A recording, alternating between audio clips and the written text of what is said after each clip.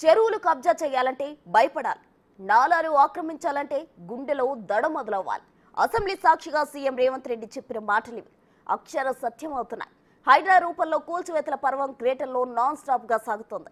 ఈ విషయంలో తగ్గేదే లేదన్నారు ముఖ్యమంత్రి. శ్రీకృష్ణుడి గీతాసారాన్ని లింకప్ చేస్తూ కుండ బద్దలు కొట్టారు. లోక కళ్యాణం కోసం చేపట్ట కార్యక్రమంపై ఎవరి ఒత్తిళ్లు పనిచేయవని తేల్చేశారు. వాళ్ళు నిర్మించిన అక్రమ నిర్మాణాలను వదిలేస్తే ఇక నేను ప్రజాప్రతినిధిగా విఫలమైనట్ట కాదా మీరు ఒక్కసారి ఆలోచన చేయండి. విన్నారుగా సీఎం రేవంత్ రెడ్డి మాటలు. ఆక్రమణల విషయంలో చూసి చూడనట్లుగా ఉంటే ప్రజాప్రతినిధిగా విఫలమైనట్టే అన్నారు.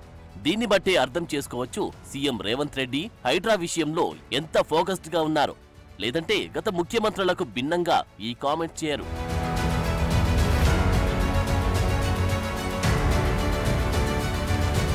చెరువును చెరబట్టే వారి భరతం పట్టేందుకే హైడ్రాను ఏర్పాటు చేసింది ప్రభుత్వం. ఈ మాటను కొద్ది రోజులుగా రేవంత్ సర్కార్ చెబుతూనే ఉంది.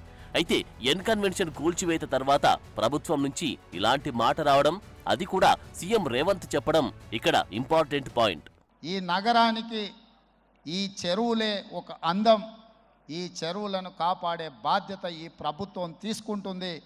ఎవరు ఏమనుకున్నా, ఎవరు ఏ ఒత్తిడి తెచ్చినా వాటన్నిటిని పక్కన పెట్టి చెరువులను ఆక్రమించుకున్న వాళ్ళ భరతం పడుతుంది ప్రభుత్వం అని చెప్పి నేను ఈ సందర్భంగా తెలియదలుచుకున్నా.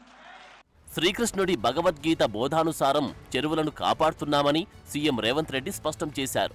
అధర్మం ఓడాలంటే యుద్ధం తప్పదన్న శ్రీకృష్ణుడి మాటలే తనకు స్ఫూర్తి అని చెప్పారు. ఎంత ఒత్తిడి ఉన్నా వెనక్కి తగ్గకుండా అక్రమ నిర్మాణాలు కూలగొడుతున్నట్టు తెలిపారు.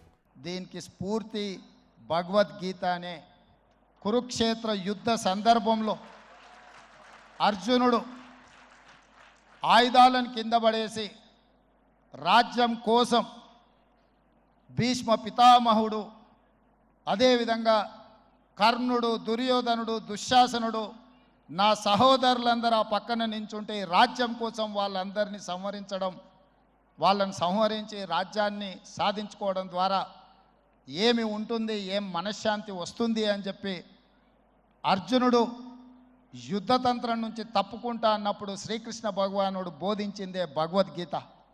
చంపేదెవరు, చంపించేదెవరు, లోక కళ్యాణం కోసం నీ బాధ్యతను నెరవేర్చాల్సిందే.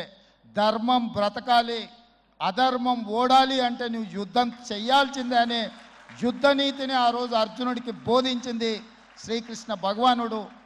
ఇవాళ ఆ శ్రీకృష్ణ భగవానుడి బోధనానుసారమే ఈరోజు ఈ చెరువులను కాపాడే కార్యక్రమాన్ని నేను తీసుకుంటున్నా. చెరువుల్లో అక్రమ నిర్మాణాల కూల్చివేత భవిష్యత్ తరాల కోసం చేపట్టామన్నారు ముఖ్యమంత్రి. చెరువుల ఆక్రమణదారుల్లో ప్రభుత్వాలను ప్రభావితం చేసేవారు ఉన్నారని, ప్రత్యక్షంగా ప్రభుత్వంలో భాగస్వాములైన వారు కూడా ఉండవచ్చునని చెప్పారు. ప్రకృతి సంపదను విధ్వంసం చేస్తే అది మనమీద కక్ష కడుతుందన్నారు. అందుకే చెన్నై, ఉత్తరాఖండ్, హిమాచల్ ప్రదేశ్, వయనాడులో చోటు చేసుకున్న ప్రకృతి వైపరీత్యాలను ఉదాహరణగా గుర్తు చేశారు. ఈ చెరువులలో నిర్మాణమైన విలాసవంతమైన ఫామ్ హౌజులు ప్రభుత్వాన్ని ప్రభావితం చేయగలిగిన స్థానాలలో ఉన్న చాలామంది వ్యక్తులు ఉన్నారు. ప్రత్యక్షంగా ప్రభుత్వంలో భాగస్వాములు అయి ఉండొచ్చు, లేకపోతే సమాజం మీద బాగా ప్రభావితం చేయగలిగిన వ్యక్తులు ఉండొచ్చు. కానీ వాటన్నిటినీ నేను పట్టించుకోదలుచుకోలే. ఇది భవిష్యత్ తరాలకు, ఇది రాజకీయాలకు సంబంధం లేదు. నేను స్పష్టంగా చెప్పదలుచుకున్నా. రాజకీయాల కోసమో లేకపోతే రాజకీయ నాయకులను కొంతమందిని దృష్టిలో పెట్టుకొని చేపడుతున్న కార్యక్రమం కాదు ఇది. భవిష్యత్ తరాలకు, మన పిల్లలకు, వాళ్ళ పిల్లలకు వారసత్వంగా మనం అందించే సంపద ఈ సరస్సులు, ఈ నదులు, లేకపోతే ఈ రోజున్న ఈ చెరువులు. ఈ ప్రకృతి సంపదను మనం విధ్వంసం చేస్తే ప్రకృతి మన మీద కక్ష కడుతుంది. ప్రకృతి మన మీద ప్రకోపిస్తే మనం చెన్నైలో చూసినాం, అదేవిధంగా ఉత్తరాఖండ్లో చూసినాం, నిన్నగాక మొన్న వాయనాడు, మనం కేరళలో చూసినాం. ఈరోజు ఇలాంటివన్నిటిని దృష్టిలో పెట్టుకున్నప్పుడు ఈ హైదరాబాదు నగరాన్ని రక్షించుకోవాల్సిన బాధ్యత మన అందరి మీద ఉన్నది. మొత్తంగా ఓవైపు ప్రజల నుంచి మద్దతు, మరోవైపు సీఎం రేవంత్ రెడ్డి నుంచి ఫుల్ సపోర్ట్. ఇంకేముంది, రాబోయే రోజుల్లో హైడ్రా మరిన్ని ఆక్రమణలు కూలగొట్టే ఛాన్స్ లేకపోలేదు.